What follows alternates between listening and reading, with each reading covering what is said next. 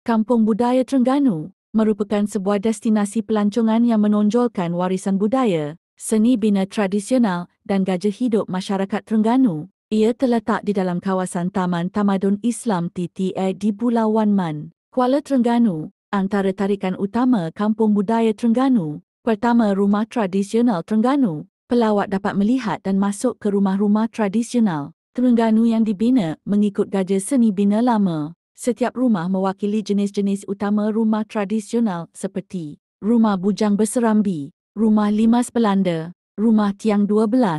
2. Demonstrasi kesenian dan kraf tangan. Aktiviti seperti batik canting, anyaman dan ukiran kayu tradisional dipamerkan secara langsung. Pelawat juga boleh mencuba sendiri menghasilkan kraf tangan tersebut. 3. Persembahan budaya. Terdapat persembahan tarian tradisional seperti ulet mayang, dikir barat dan gamelan, lagu rakyat dan cerita-cerita rakyat. Terengganu juga dipersembahkan dari semasa ke semasa. 4. Makanan tradisional. Kampung Budaya menyediakan gerai makanan dengan pelbagai juadah Terengganu seperti keropok leko, sate, nasi dagang dan laksam. 5.